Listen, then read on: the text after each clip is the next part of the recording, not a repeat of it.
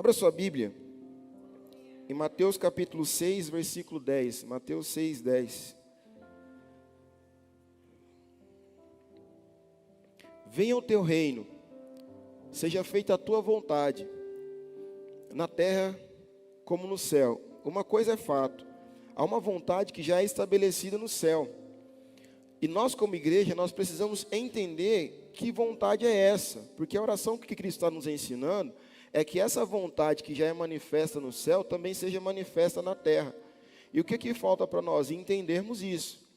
Acessarmos esse ambiente e fazermos uma pergunta sincera. Deus, o que está acontecendo no céu que ainda nós não experimentamos na terra?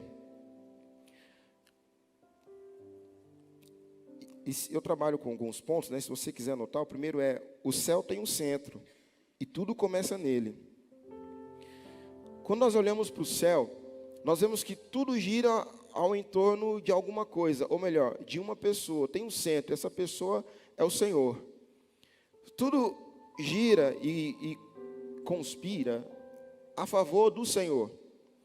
Talvez o que eu fale aqui são algumas coisas óbvias, mas precisa ser dito. Paulo vai dizer em Efésios capítulo 2, versículo 6, que nós estamos assentados nas regiões celestiais com Cristo. Ou seja, então não é sobre ir ao céu, é sobre viver a partir da realidade do céu.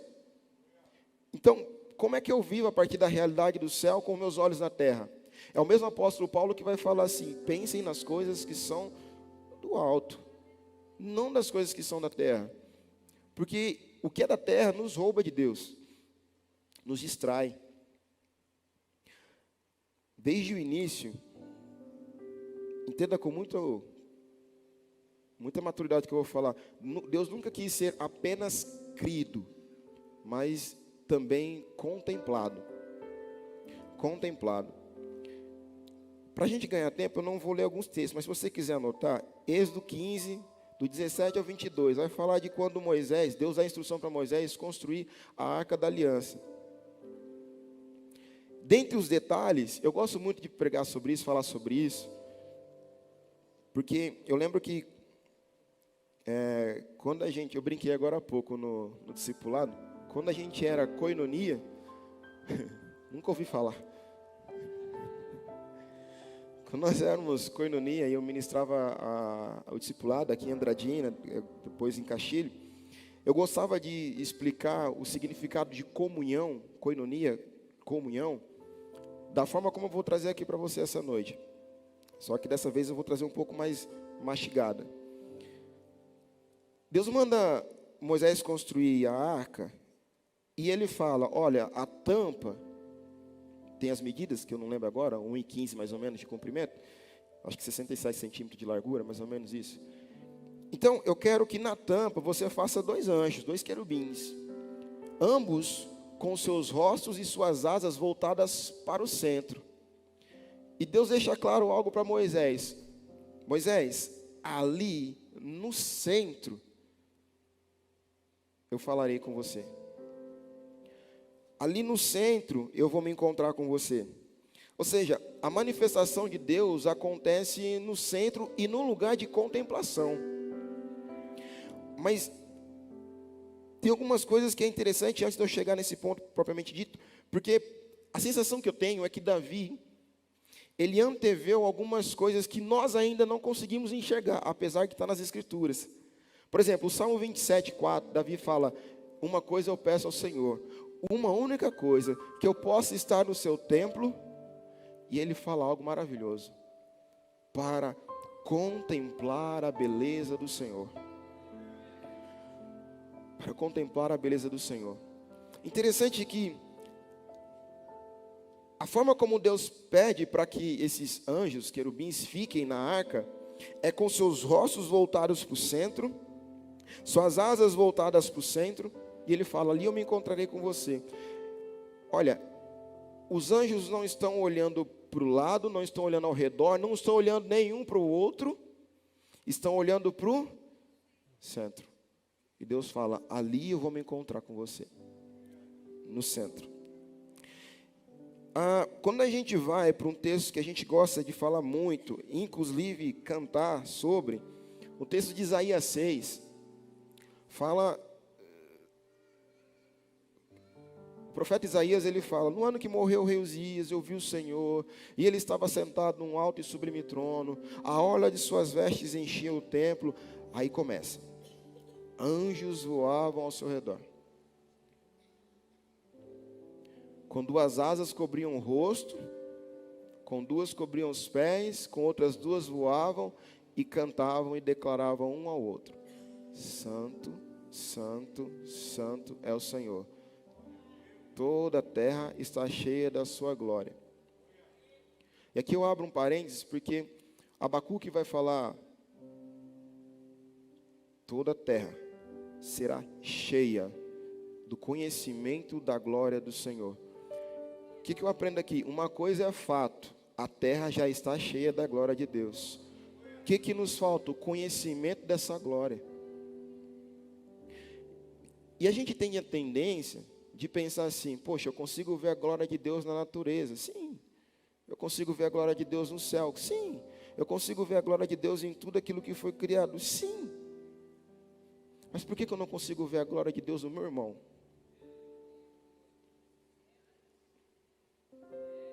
E por que o meu irmão não consegue ver a glória de Deus em mim? Porque está nos faltando o conhecimento dessa glória. E como que eu tenho conhecimento dessa glória? Contemplando o autor dessa glória. Então nossos olhos precisam voltar para o centro, e o centro é uma pessoa, porque tudo começa nele. E mais um cenário se repete: os anjos estão ao redor, o Senhor está no centro, estão com os olhos cobertos, então não está um olhando para o outro,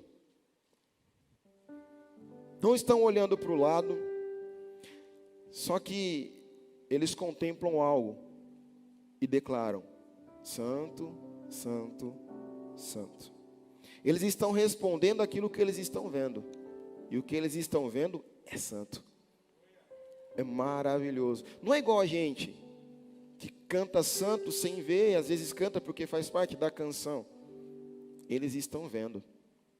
Tem uma canção que nós cantamos, né? Que diz: o que é que os anjos veem que os fazem se prostrar? O que é que os anjos veem que os fazem cantar santo?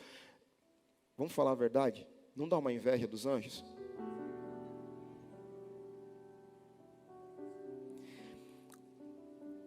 Apocalipse 4 tem 11 versículos. Não precisa abrir não, tá, mídia? É mais um texto que você pode anotar. Tem 11 versículos. E a visão que João descreve é que ele vê o Senhor assentado no trono.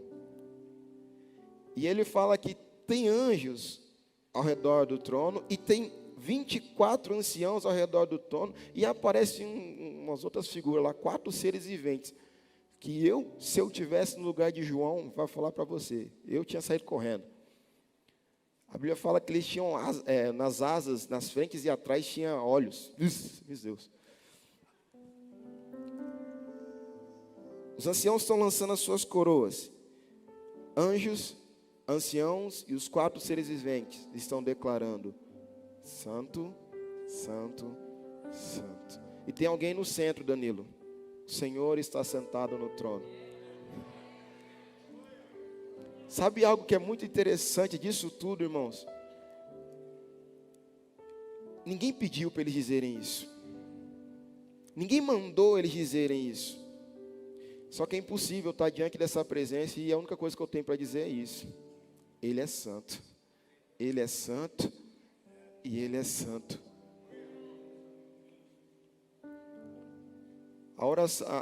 Aquilo que eles dizem é fruto de uma adoração que não é produzida por um instrumento musical. Não é produzida por um estímulo de algo que alguém falou. É produzida por aquilo que eles estão vendo. Irmão, e por que a gente não está vendo isso ainda?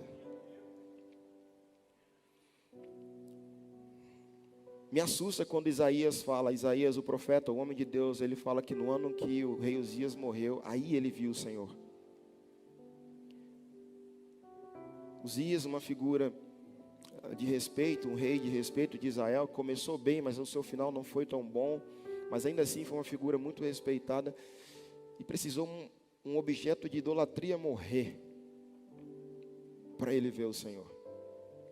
E daqui a pouco a gente vai ver, obrigado Elias, vai ver que nós temos objetos de idolatria ainda no nosso meio, que nos impede de ver o Senhor. Você está aí? O segundo ponto é, quando a terra se alinha, o céu responde. Posso ouvir um aleluia?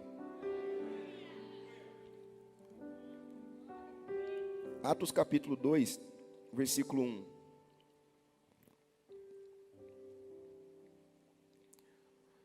Quando chegou o dia de Pentecostes, estavam, diga,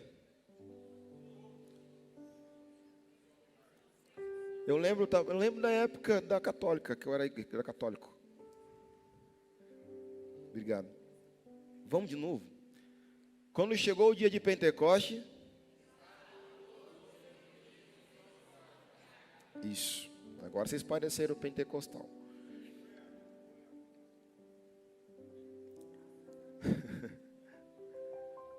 Você sabe o que acontece depois disso, né? Vem vento, vem fogo, vem língua estranha, e aquele manto, aquele nébias, né? Só que antes do vento, antes do fogo, antes da língua, havia um povo alinhado. Você percebe que nós estamos em tempo de uma convocação, que a igreja está vivendo de alinhamento? Nossa, mas para que orar tanto? Mas para que discipulado? Mas para que isso, para que aquilo outro, irmão? É para alinhamento, para a gente falar a mesma língua, para a gente estar com um só coração, um só espírito, para a gente contemplar um único e exclusivo Deus. Só isso. A gente não pode destoar. Eles estavam no lugar certo, no tempo certo, na postura certa. E aí a gente vê a terra alinhada, precedendo o mover do céu. Porque Deus não vai querer habitar e fazer alguma coisa num lugar de bagunça. Deus pode fazer? Pode. Mas vamos falar de nós mesmos. Entre um ambiente organizado e um ambiente bagunçado, qual você prefere estar?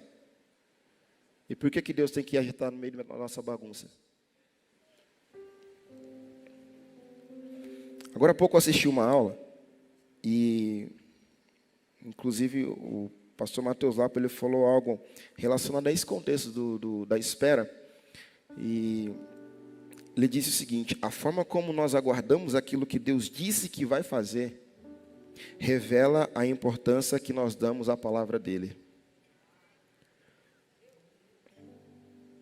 Eu dei só uma leve modificada, mas não perde o sentido. A forma como nós aguardamos aquilo que Deus disse que vai fazer, revela o valor que damos ao autor da mensagem.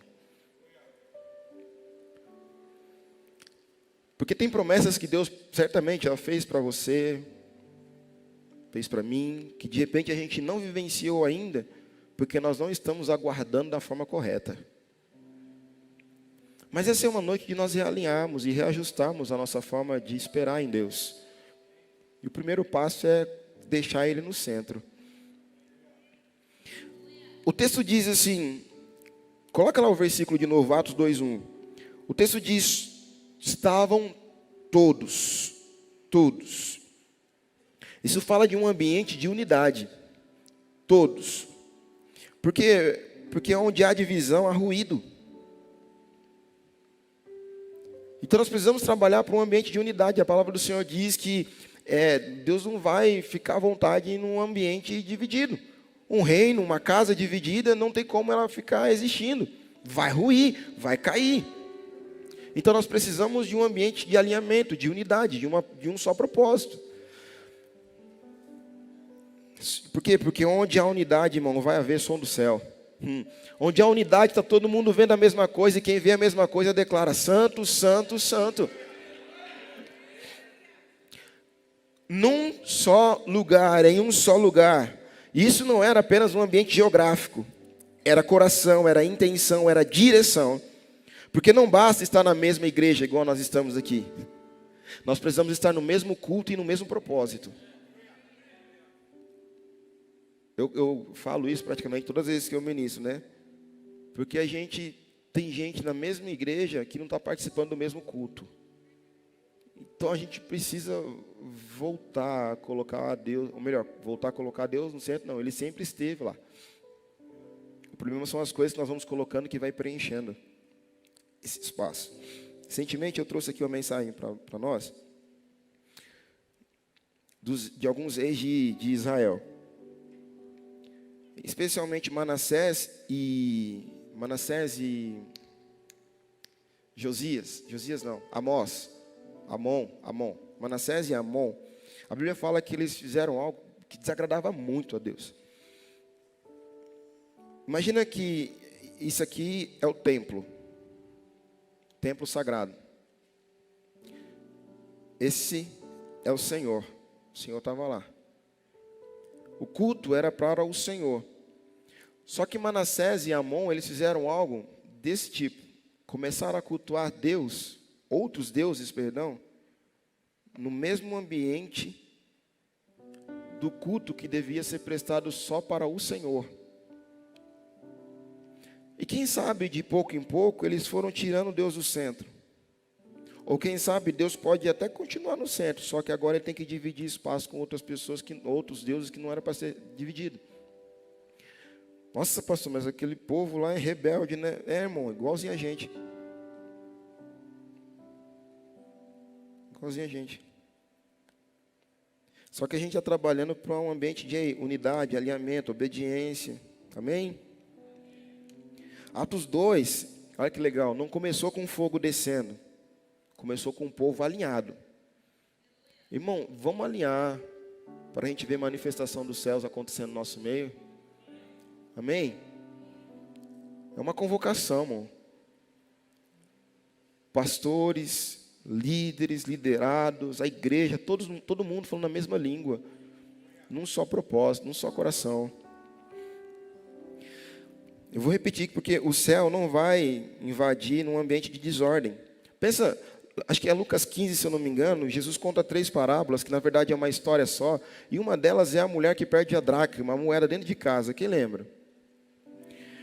E a Bíblia fala que para ela achar, ela teve que fazer uma coisa, quem lembra? Acendeu a luz, e quando ela acendeu a luz, o que ela viu? Uma bagunça. Essa é uma noite que nós acendemos a luz da nossa casa. E a gente vai ver que tem algumas coisas sujas, alguns entulhos que não deveriam estar, e algumas coisas, inclusive, boas, mas que estão ocupando o espaço daquilo que não deveria estar ocupando. Vamos lá. Terceiro ponto, o problema, quando o centro é substituído, ou quando Deus é substituído. Se em Atos 2 nós vimos que o que acontece quando a terra se alinha com o céu, agora o capítulo 32 de Êxodo vai trazer um contexto diferente.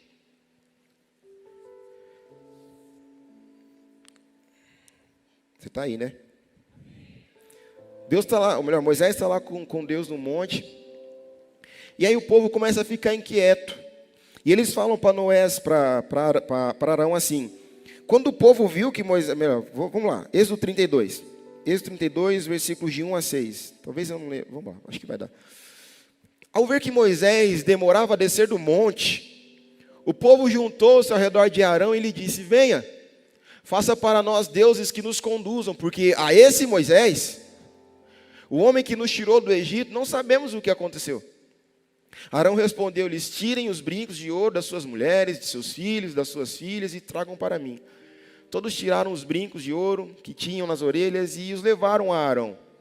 Ele os recebeu e os fundiu, transformando tudo em um.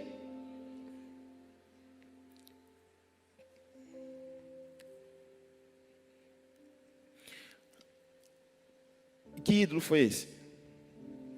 Um bezerro de ouro. Que modelou com uma ferramenta própria, dando-lhe a forma de um bezerro. Então disseram, estes são os seus deuses, ó Israel, que tiraram vocês do Egito. Vendo isso, Arão edificou um altar diante do bezerro e anunciou, amanhã haverá uma festa dedicada ao Senhor. Na manhã seguinte, levantaram cedo e ofereceram holocaustos e ofertas de comunhão. O povo se sentou para comer e beber e levantou-se para se entregar à farra. Irmão, o problema inicial nem foi o bezerro em si. Foi a impaciência do povo diante do silêncio de Deus. E toda vez que nós ficamos impacientes com o silêncio de Deus, nós criamos nossos bezerros de ouro. Não, pastor, não acontece isso, não acontece. Você quer ver uma coisa? Você tem uma conta para pagar. Você orou. Quando orou e Deus está demorando para responder, você levanta um bezerro de ouro. Fulano, me ajuda aí. E de repente Deus estava só te testando para ver se você conseguiria esperar até os 45. Só que aos 44, você foi reprovado. Bezerro de ouro. Aquele povo conhecia Deus, viu milagres, foi liberto, mesmo assim disse, faça para nós deuses que nos guiem. E aí eles não entenderam que o silêncio de Deus nunca é ausência. E para nós também, o silêncio de Deus nunca é ausência. Na verdade, às vezes é uma construção que Ele está realizando em nós. Para saber até quando a gente aguenta, até onde a gente aguenta, o quanto que a gente suporta. E Ele está construindo, gerando algo dentro de nós. Para saber se vai chegar uma hora que a gente vai tirar os olhos dele e olhar para outra coisa. E aí, irmão, a gente vai ter que ter humildade para fazer igual o Pedro. Enquanto eu estou andando sobre as águas e olhando para o Senhor, está tudo bem. O problema é quando eu começo a prestar atenção nas tempestades, porque eu vou te falar, sempre vai ter tempestade. Andar sobre as águas é maravilhoso, mas o milagre maior ainda é continuar andando sobre as águas, olhando para Jesus, sem se preocupar com os problemas. Aí é milagre. O problema sempre vai ter. Sempre vai ter. Agora, será que a gente vai sempre olhar para Ele? Teu silêncio me assusta. Está meditando? Irmãos, a gente não pode fabricar atalhos, porque todo atalho que a gente fabrica vai terminar em idolatria. Arão, ele não criou um novo Deus, ele só materializou a ansiedade do povo. E o mais perigoso disso tudo, o versículo 5 fala: amanhã vamos fazer uma festa para o Senhor. Eles estavam fazendo daquele bezerro de ouro, de fato, um Deus, que na verdade não era Deus. O que aquele povo queria, o que muitos de nós ainda queremos hoje, é um Deus materializado. Um Deus que a gente pode falar que a gente tocou, que a gente pegou, que Ele tocou na gente. Não, irmão. Cristo, a imagem do Deus invisível. Ele já se manifestou. E Ele não precisa provar nada para a gente. Ele é. Ele é. Parece que o apóstolo Paulo, ele resume tudo isso que o povo de Israel viveu nesse tempo com Moisés, lá em Romanos 1, 25. Romanos 1, 25. Agora. Trocaram a verdade de Deus pela mentira. Eu só não vou ler todo o contexto de Romanos 1, 25, eu gostaria de ler muito. Porque no domingo o Renan leu ele todo. E eu vou resumir aqui, juntando com o contexto que o Renan falou e com o que eu quero trazer aqui essa noite. A idolatria, ela não começa na prática, ela começa na troca. Quando eu troco Deus por outra coisa. Ou por alguém. Eles conheciam o Senhor, só que eles não o priorizaram. E o que isso resulta? Resulta numa mente obscurecida, em um coração confuso e uma vida desordenada. Porque ninguém se perde de repente. E Satanás, ele é muito astuto. Ele vai construindo. E pacientemente. E vai fazendo a gente acreditar em algumas substituições silenciosas. E fala assim, dá nada não. Gente, vamos lá. Hoje, quem aqui se converteu do catolicismo para o protestantismo? Hoje, se você vê uma imagem, você se curva diante dela? Não, você não vai se curvar diante dela. Porque você tem um mínimo de conhecimento das Escrituras. Então você acha que hoje Satanás ele vai colocar uma imagem diante de você para você se curvar? Não vai. Não vai colocar coisas ilícitas para nós nos curvarmos. Porque o mínimo de conhecimento que nós temos das Escrituras faz a gente pensar, pô, não, isso aqui nada a ver, não vou me curvar diante disso. Porém, todavia, entretanto, nós estamos nos curvando diante de outros deuses lícitos. Lícitos. Trabalho é lícito? Você está aí? Família é lícito? Lazer é lícito? Cara, você viajar, dar um rolê com a família é lícito? É muito bom, né, pastor Ney, pastor Alessandro? É muito bom. Cadê? Meu celular está no bolso. Rede social é lícito? Meu celular está lá dentro. Sim ou não? Tem gente que acha que rede social é do capeta, né? Não, irmão, não é não. Só saber usar. O ministério é lícito? Levar o filho na escola é lícito? Sim, tudo isso é lícito, irmão. Orar é lícito? Tive uma experiência ontem no monte. Sabe aquela experiência que você fala assim, não, eu gostaria de não ter? Mas o Senhor me pegou. Lá em Caxilho tem um monte lá, que a gente vai orar, e tem aquelas cadeirinhas de praia, sabe? Cadeirinha de praia. Aí, e eu sempre averso aquilo, né? Não, vim para o monte para orar, não vim para sentar. Né? Mas foram os irmãos que oram à noite lá, faz vigília lá e deixaram lá. E faz tempo, cara, anos que eu estou indo no monte lá, e aquela cadeira lá, nunca sentei nela. E eu pisei o pé no monte e o Senhor falou comigo, senta nela.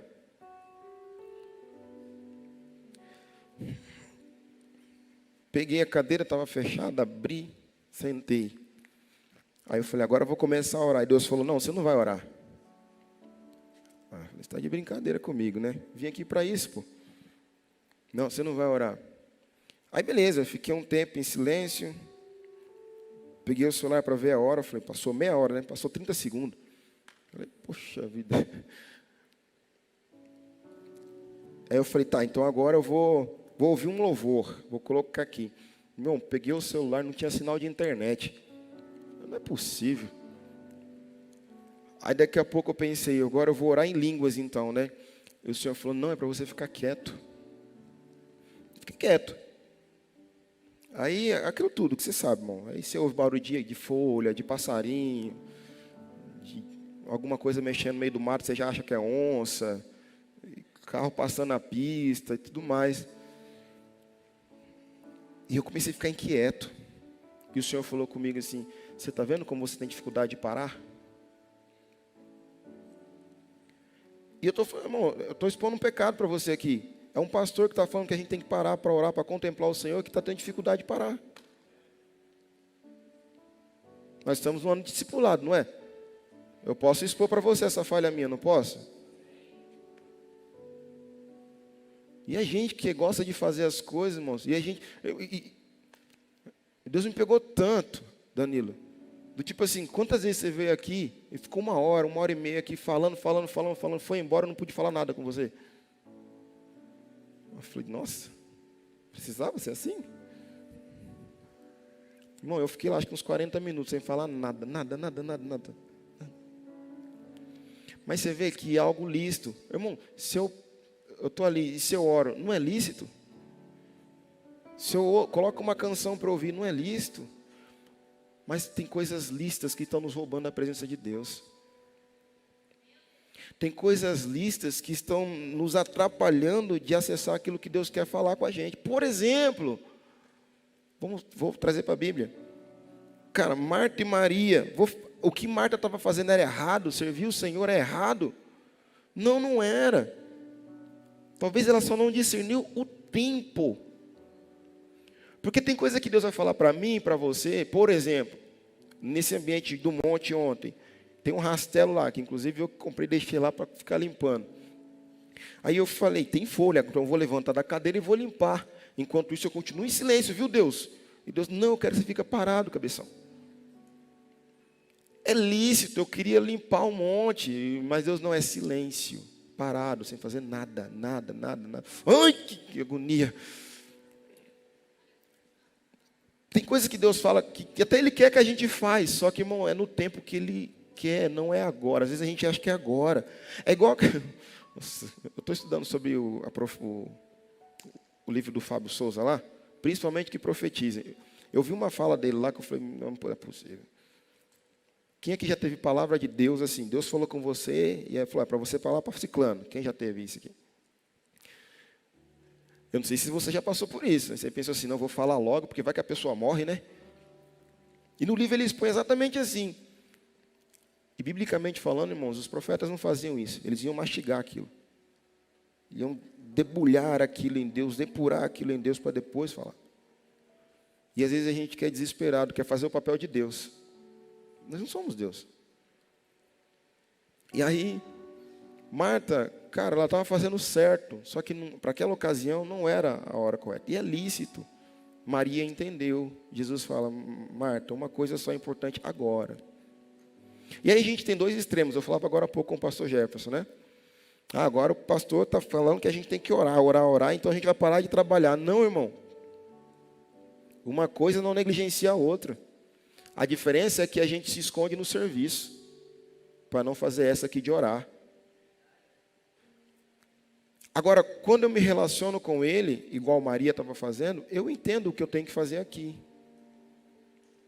Aí eu deixo de ser um ativista para ser alguém que tem relacionamento. E quem tem relacionamento tem intimidade, quem tem intimidade sabe o que tem que fazer. Ó, essa mesma Maria, que ela quebra um vaso e unge a cabeça de Jesus. Agora ela estava num ato de serviço. Só que antes ela esteve aos pés de Jesus. Olha que coisa maravilhosa. Aí vem o Judas, né? Esse dinheiro aí dá para ajudar um monte de pobre, hein? E o que Jesus fala para ele? Ô Judas, pobre vocês vão ter o tempo inteiro. A vida toda. Você conhece algum pobre? Se você não conhece, você é o pobre. Então a gente vai ter sempre alguém para poder ajudar. Pobre sempre vai ter. Só que Judas, ela está preparando meu corpo para o sepultamento já. E onde quer que esse evangelho for pregado, o nome dela vai ser mencionado. Estamos falando dela, a Maria. Doideira, né? Talvez se a gente perguntasse aqui, vai ter, se não todos, mas a grande maioria, tem algum vínculo com o nome Maria. A avó é Maria, o tio é Maria, a tia é Maria, chama Maria. Agora eu perguntei a alguns Judas aqui. Quem é o pai que, conhecendo as escrituras, vai lá e vou colocar meu filho de Judas? Bom, particularmente eu não conheço nenhum Judas.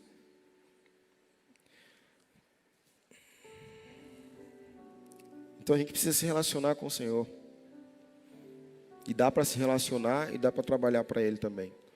Mas eu preciso ouvir o que Ele quer que eu faça. Amém? Então, falando desse bezerro de ouro que a gente cria ou tem criado, irmãos, às vezes a gente coloca o trabalho como prioridade. Família como prioridade. Irmão, é maravilhoso. Amar o que você faz. Só que assim, por exemplo, a gente não gasta 5 minutos a mais para orar, mas a gente fica 1 hora a mais no serviço por conta de alguns reais. A gente fica chateado com uma direção do pastor, mas a gente não está nem aí para quando o patrão está literalmente pisando em cima de você. Ou às vezes até está preocupado, mas você engole seco e vai. Aí tem alguém querendo te conduzir para um aperfeiçoamento espiritual e a gente acha ruim.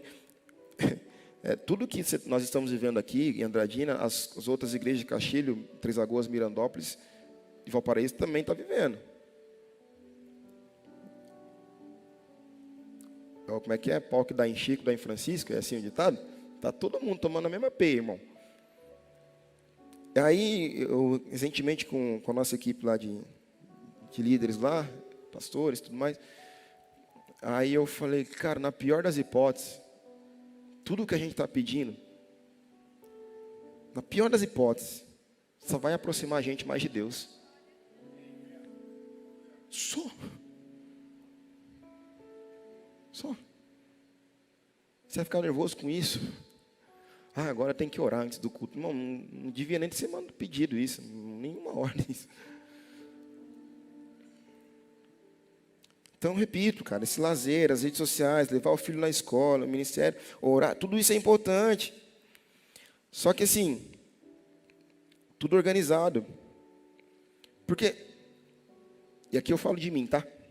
De mim, para você ficar leve, assim, ufa, ainda bem que isso não é como acontece comigo.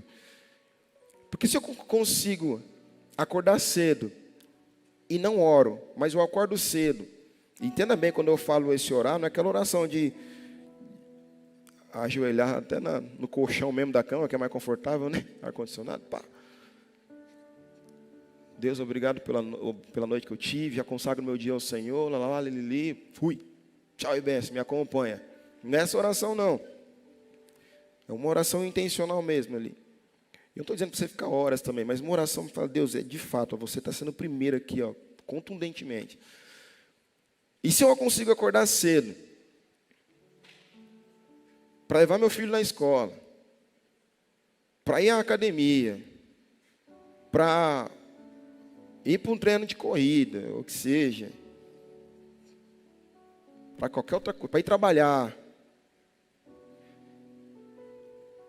Se eu faço tudo isso primeiro, antes de ter um tempo intencional com Deus, eu já defini minha prioridade. E não é Deus. E não é Deus.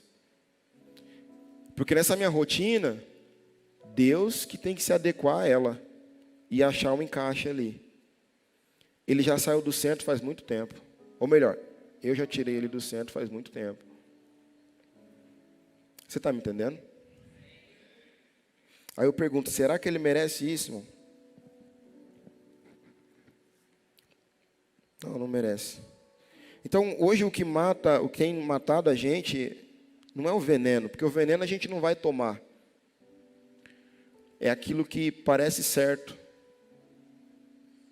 só que está nos enganando. Pastor, então quer dizer que agora eu vou negligenciar minha família, o trabalho, tudo mais. Não é negligenciar.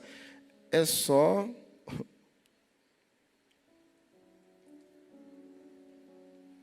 tirar tudo que está roubando a nossa visibilidade dele. Ele nunca devia ter saído do centro. E nenhuma outra coisa devia ter ocupado o mesmo lugar que é dele. Buscar em primeiro lugar o reino de Deus e a sua justiça. Pronto. E pronto. E está tudo certo. Por quê? Porque é possível pregar sem Deus. E sem ouvir Deus. Cantar sem a presença de Deus. Servir sem intimidade. E isso não é serviço, é substituição. Irmãos, a gente tem a habilidade de se esconder atrás do ministério. Qualquer ministério. A gente tem a habilidade de se esconder e mostrar que Deus está usando a gente, quando na verdade não está. Chama-se graça e misericórdia. E a gente não pode abusar muito. E aí a gente acaba prestando ao Senhor um culto que Deus nem entra. Alguns profetas falaram sobre isso. Isaías, Amós, Jeremias, Oséias. Tem culto que Deus não recebe, não se agrada. Por quê? Porque ele não é o motivo do nosso ajuntamento. Porque o nosso culto acaba sendo sem verdade. Quero caminhar para o final. A volta ao centro. Esse é um dos textos que eu gosto muito. Neemias capítulo 12, versículo 24. Só quero fazer uma breve contextualização do capítulo 12. O que a gente tem aqui? Qual que é o cenário que a gente tem? A gente tem um povo que está voltando do exílio. Jerusalém havia sido destruída, os muros estavam caídos, a identidade espiritual do povo estava corrompida. E aí Neemias está liderando a reconstrução dos muros. Você sabe, né? Só que ele entende algo muito profundo. Os muros eram importantes? Sim. Muito importante. Só que não adiantava nada reconstruir a estrutura se o centro não fosse restaurado. Ou seja, o povo tinha que construir os muros, sim, mas eles tinham que ter um foco. É por causa dele. Única e exclusivamente por causa dele. E é aí que nós lemos esse versículo 24, que eu acho muito interessante. Os líderes dos levitas foram Asabias, Serebias, Jesua, filho de Cadmiel, e os seus parentes. Ponto. Então nós temos um grupo. Agora, ou melhor, até o Cadmiel ali. E os seus parentes é outro grupo. Que ficavam em frente deles, quando entoavam louvores e ações de graça. Entenda, são dois grupos aqui. Primeira Crônicas, eu não lembro qual agora o capítulo, mas está na Bíblia.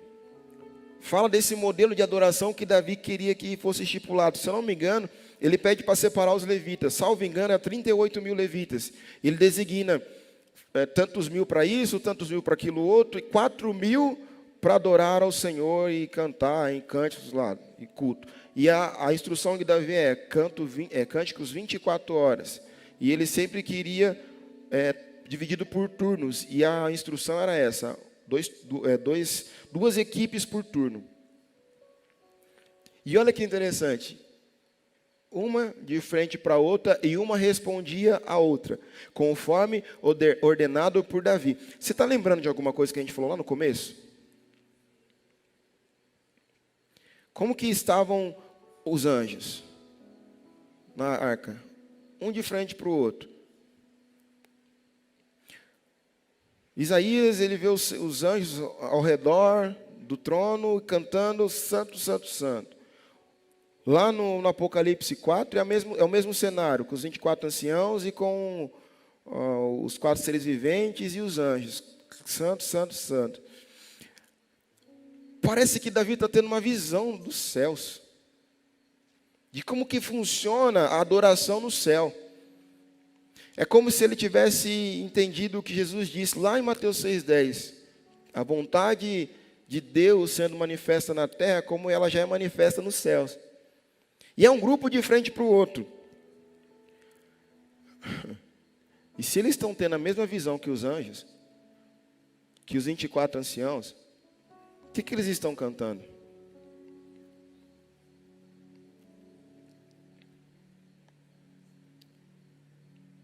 Olha, é algo que foi ordenado por Davi, então não era algo novo, era uma restauração. Um lado respondia ao outro, todos se correspondiam. Uma dinâmica onde um sustenta o outro, uma adoração que não para. Lembra que eu acabei de falar que Davi tinha estipulado que era algo ininterrupto? Cara, não é isso que acontece no céu? Não parece que Davi está tendo uma visão daquilo que ele viu no céu? Daquilo que acontece no céu? Não é muito louco isso? Irmão, o que está faltando para a gente entender isso?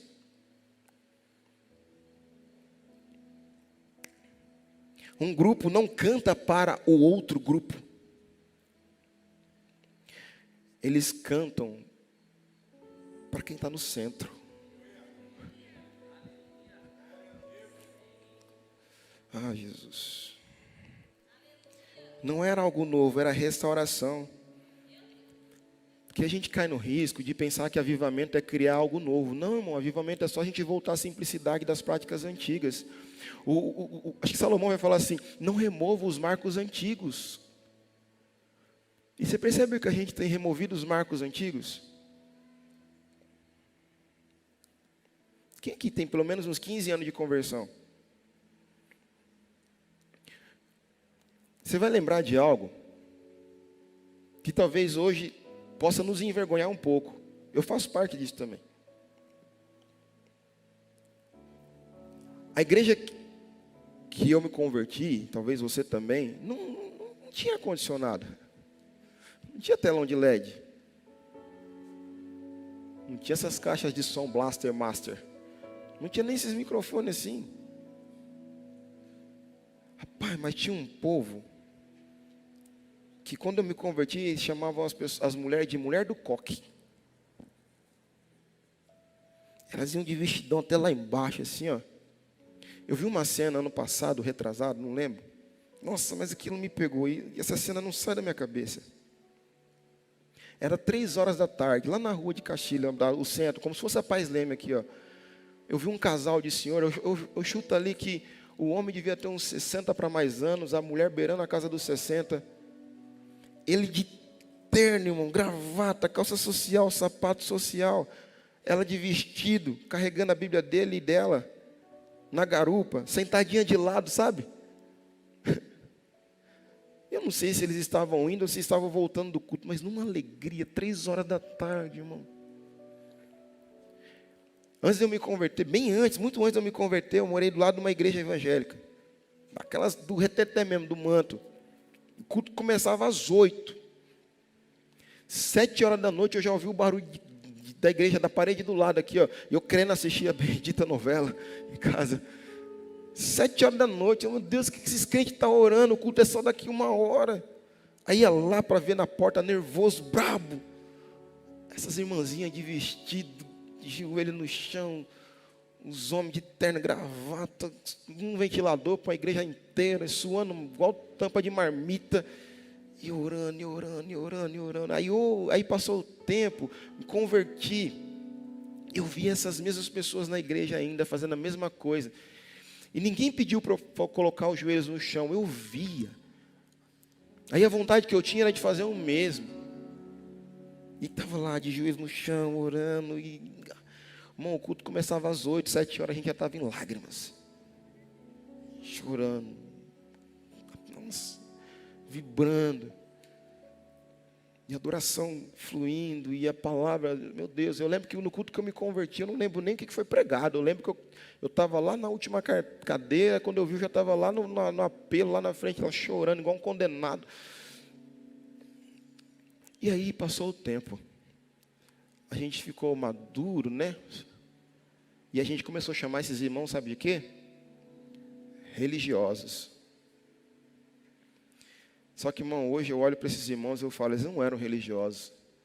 Eles eram e continuam sendo devotos.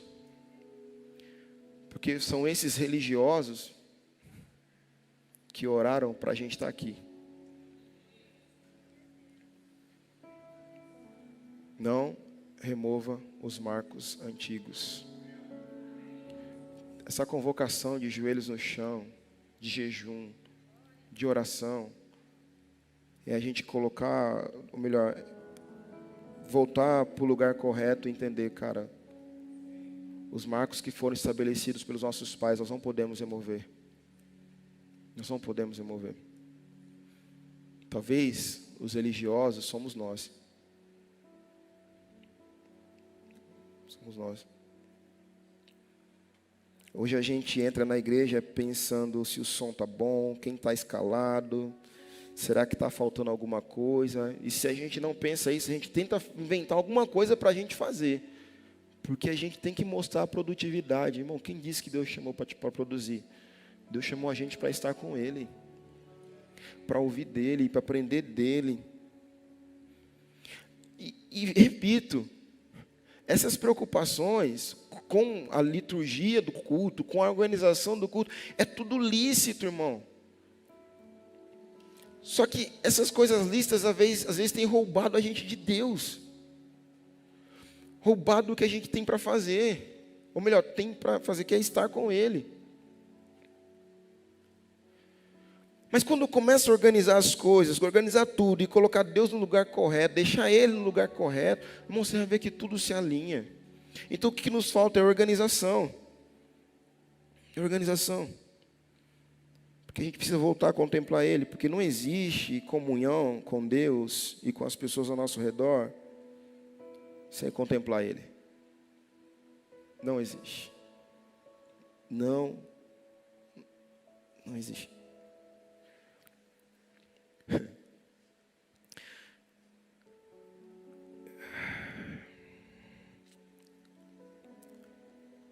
Hoje o que nos falta não é ajuntamento, não é convivência.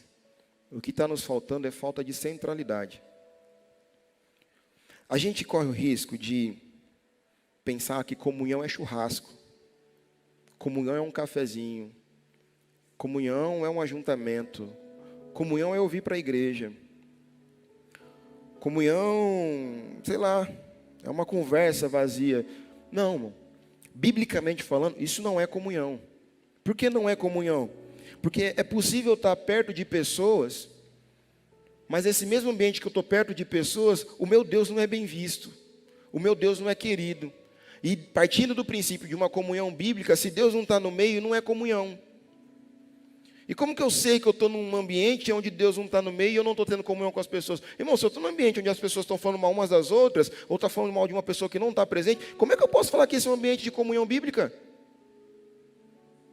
Se eu estou num ambiente de pseudo-cristãos que estão com palavras pejorativas, com brincadeiras de duplo sentido, como o apóstolo Paulo fala, irmão, isso não é comunhão bíblica, porque Deus não está presente, não está no meio disso tudo.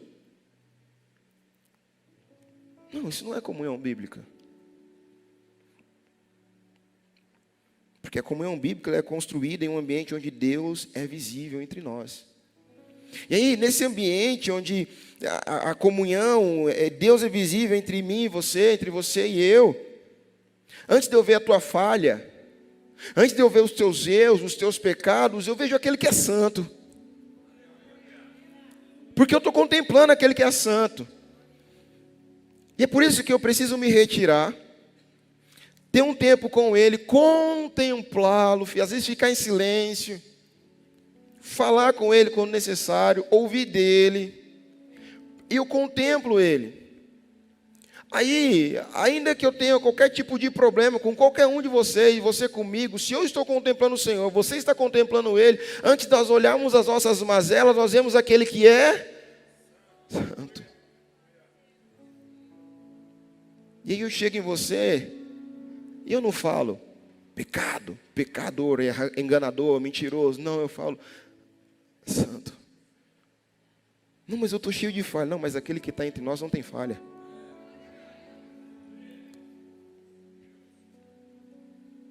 Aquele que está entre nós é santo. E nele não há sombra de variação. Ai, meu Deus. A qualidade da nossa comunhão ela é determinada por aquilo que está no centro dela, ou melhor, por aquele que está no centro dela. E aí, quando nós temos essa comunhão bíblica, irmão, a nossa comunhão deixa de ser algo forçado e passa a ser algo prazeroso. Eu amo estar com os meus irmãos, porque antes de estar com meus irmãos, eu estou com ele primeiro. E aí, irmão, quando eu vejo ele, tudo ao meu redor fica maravilhoso. Não é isso que o salmista diz? Os que olham para ti estão radiantes, Senhor. Voltemos os nossos olhos para Ele. Você pode ficar de pé.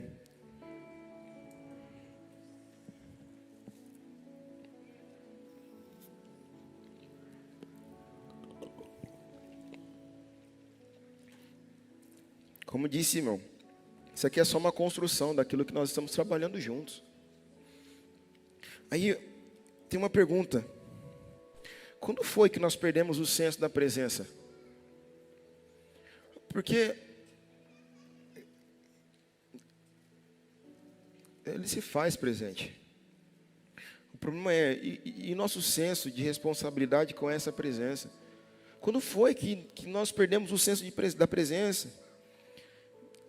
A resposta que vem à mente foi quando nós tiramos os olhos daquele que é eterno e decidimos construir os nossos próprios bezerros de ouro.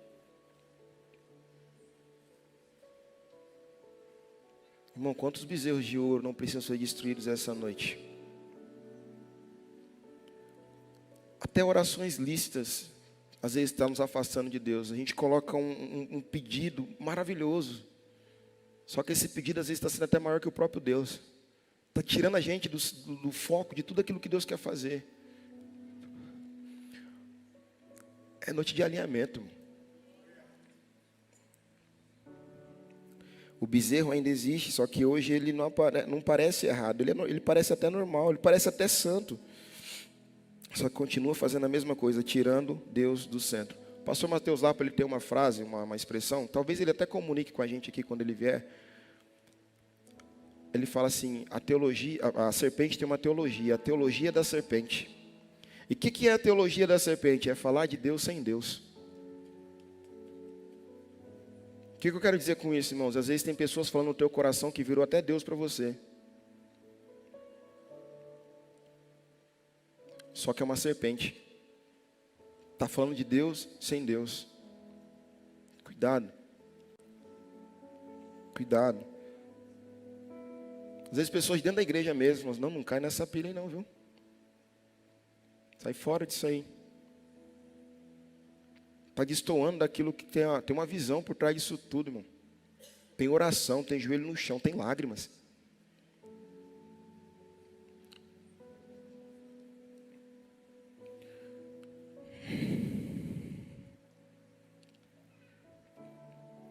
Eu acho que essa noite Deus não quer tirar nada da nossa vida. Nadinha. Porque nós estamos falando de coisas listas. É apenas reposicionamento. Colocar as coisas no devido lugar. E deixar o Senhor no centro de tudo. Que nada mais divida espaço com Ele. Que nada mais ocupe o mesmo espaço dEle. Tudo vem depois dEle. Tudo vem depois dEle. Aí, Isaías, ele vê o Senhor assentado num alto e sublime trono. Me ajuda, Senhor. Estevão, ele tem uma visão dessa também. A pergunta para nós é, o que nós vemos quando nós olhamos para o trono? Quem está no trono da nossa vida? Casamento, família, projetos, sonhos, trabalho, filhos. Irmão, essa é uma noite da gente tirar tudo isso do trono e deixar só Deus lá. Por favor, irmão. Isso não é sobre mim, é sobre nós. É sobre o lugar que nós estamos indo.